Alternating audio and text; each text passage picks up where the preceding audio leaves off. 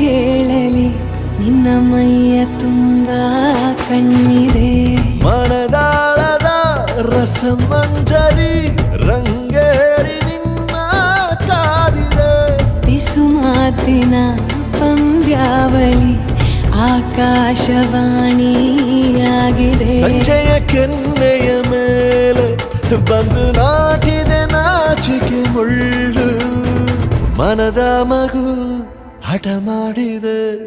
ಮಾಡುವ ಕೊಂಗ